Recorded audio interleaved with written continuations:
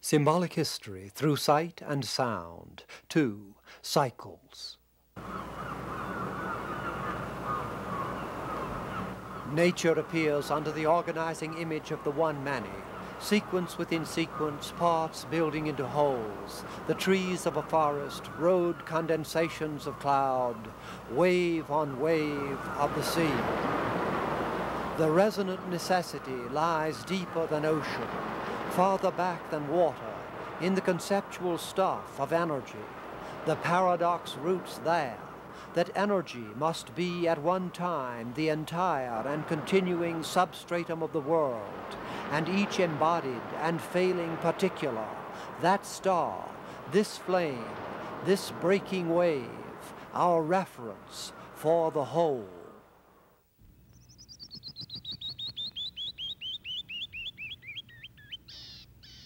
And since every actual energy can only exhibit itself in the rush and consummation which is its death and manifest being, energy in the larger sense, the realm of nature, is only to be maintained by constructive incorporation and transcendence of repeated falls. This imposes on the organizing cosmos simultaneous models of the arrow and the wheel of fatal recurrence spiraling into an arrow of transformational thrust, that being in fact the essence of time, those periodic same ticks of the clock, so numbered that the future succeeds the past.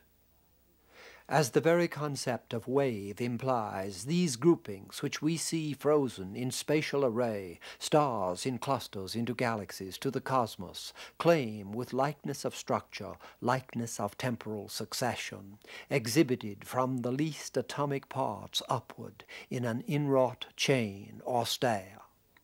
So it is not surprising that the biological chart of evolution, with its branches of adaptive radiation, species rising, climaxing, and being replaced, narrowing to fossils living or extinct, should assume the shape of a tree, or, with Teilhard de Chardin, a plant enfolding at the summit to the lotus crown omega.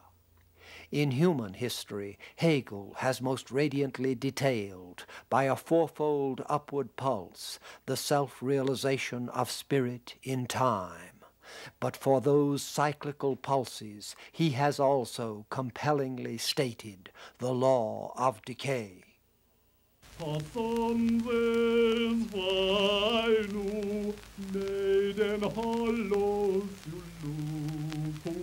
A face, a music from the introspective decline of the Greco-Roman world.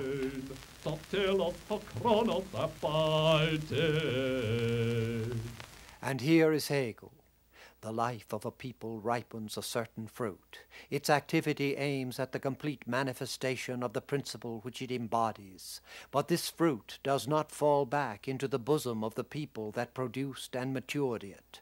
On the contrary, it becomes a poison draught to it. That poison draught it cannot let alone, for it has an insatiable thirst for it. The taste of the draught is its annihilation, though at the same time the rise of a new principle. Thus the draught of inward looking, a debility in the Arezzo head, Augustine's abyssus humanae conscientiae, would be a point of departure for the Christian private soul. All organized unfolding has its ups and downs, but the great cycles of soul which Hegel took from Vico and passed to Spengler and Toynbee, are they limited to the overreaching West, or as inescapably repetitive as Spengler's formulation? Can the masterful animal paintings from Ice Age caves, Altamira, 16,000 B.C., record lost Promethean starrings, Cro-Magnon peaks of individual emergence? And do the cryptographic scenes of the chase from eastern Spain, 9,000 years later, in their sophisticated doodling, betray late cycle reversion to some cult of the symbol? There are too few points to establish a curve. From earlier still, these beginnings of magic and art, the radical ivory curves of the fertility fetish from Lespugue, about 25,000 BC, oppose the horn-brandishing massive stone flesh of Locelle, perhaps 5,000 years later, with abstract against representational. There is no fiercer cleavage in civilization, linked somehow to the transcendental bypass against realistic cultivation of the outward and physical. Who knows if all history has oscillated in that tension? We hardly understand its working in ourselves, much less in prehistoric images.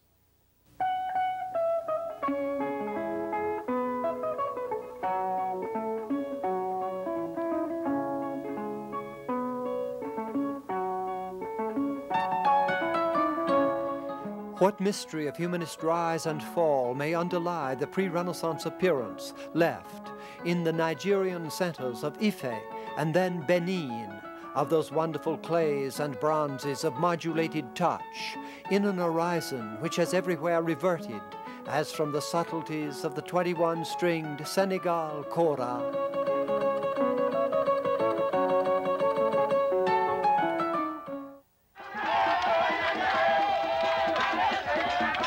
to the catalepsy of the voodoo mask, right, the beat of the witch doctor dance. Perhaps the limit of such reduction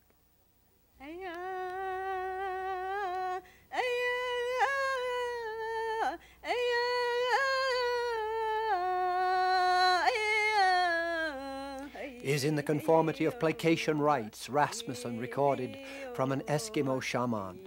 We explain nothing, we believe nothing. We fear the weather spirit of earth. We fear dearth and hunger in the cold snow huts. We fear the old woman at the bottom of the sea who rules over all the beasts of the sea. We fear sickness and evil spirits, the souls of the men and beasts we have killed. Therefore our fathers have inherited from their fathers the old rules of life. We do not know how, we cannot say why, but we hold to the rules that we may live untroubled. Could that be the primitive ground from which every civilization, as Oedipus plowed the mother, must arise?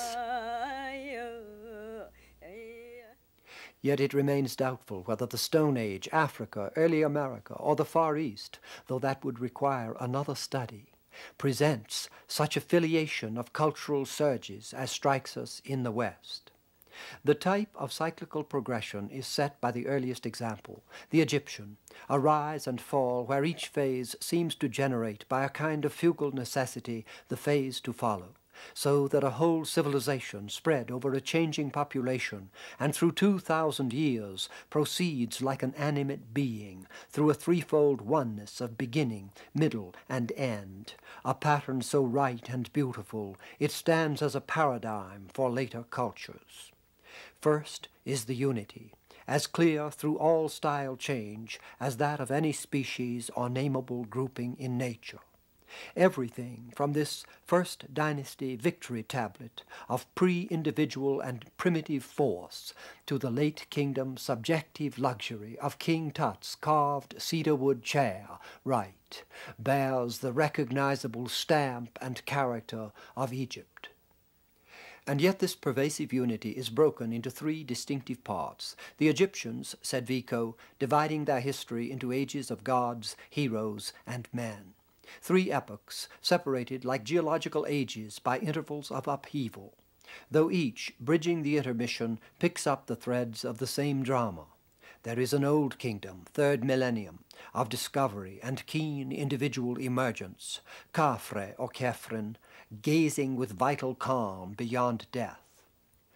There is a middle kingdom, early second millennium, of somber control, the saddened pre-Stoic fort of Amenemhet III. There is a new kingdom, later second millennium, of opulent extravagance and spiritual unrest, Iknaten, just before he broke with the religion of the state. However these phases may relate to those of subsequent cycles, the Old Kingdom youth in the shelter of belief to the early and 5th century Greek, or the Western Gothic and Renaissance, The weighty responsibility under darker self-knowledge, perhaps to Republican Rome, or with us to Milton and the shadowed Baroque, or perhaps to an art of communist discipline still in the course of being born. The new kingdom of imperial display, novelty, and mystical yearning to any age of late cycle luxury, whether Greco-Rome or the recent or future West. However sketchily these relations hold, the three Egyptian phases, dawn life, embattled will, sensuous repletion with spiritual search, have a kind of inner logic and credibility. The logic unfolds on closer scrutiny. It is from the Stone Age of pre-conscious cult, with all its primitive bareness and primitive strength, that the Old Kingdom, about 3000 BC, takes its origin, a tribal worship of natural powers and brute gods. In 4 dynasties and 400 years we climb to a conquest of stone, and an art never to be surpassed in affirming faith. The largest pyramid of Cheops is behind. Center is that of Khephren. We have just seen him in the severity of diorite, smiling the immortal well-being of the personal awakening in the ritualistic frame. The smaller pyramid in front is of his successor Mycerinus, who, touched with the same radiant command, advances through time and eternity, supported on either side by the goddesses Hathor and Parva. It seems that only the birth period of a culture, its age of tragic joy, can blend such formal strength with representational immediacy, such solemn grandeur with vernal delight. By the 5th dynasty, the individual release, shifting from the more than human to the here and now, reaches a climax of realism in the seated scribe, the living variety caught in the instant and actual. Like any such cresting, this shows the incipient weakness of the merely particular, against those cult figures born through time by eternal powers. A weakness which, in the sensuously refined copper statue of King Pepi I of the 6th dynasty, about 2300, reflects itself for the first time in history in a ripeness of nostalgic person, a relativism tied to the collapse of the Old Kingdom in wars and feudal anarchy. Telling that 600 years of dynamic rule should close with Pepi's soft art of consciousness, prophetic also of all later fruiting of religious solace out of public disaster, that the first preserved work of Egyptian literature, the debate with his soul of a man weary of life, should be ascribed to Pepi's reign or soon after, when the gentle man has perished, but the violent man has access to everybody. It is Plato's "No politician is honest," Yeats' "Mere violence is loosed upon the world." But can the Old Kingdom already smack of Rome? The poem ends, "Death is before me today, like the recovery of a sick man, like going forth into a garden after sickness. Death is before me today, as a man longs to see his house when he has spent years in captivity." That is the inherited disillusion and conscious flaw with which the Middle Kingdom had always to reckon, and it could deal with it only by an equally conscious and labored control. The least weakening, and the state yields again to war and invasion. To go from the fresh earthly joy of the Old Kingdom to this assertive Senusret third, Dryden, heroic virtue did his actions guide, or the others who resurrect the kingdom of Egypt as by an act of will from the grave, is like the shift Hegel speaks of from Greece to Rome. The geniality and joy of soul that existed there have given place to harsh and rigorous toil. Does such heavy regimen always bind the fragments of first introspective decay, as Rome, post-Alexandrian Greece?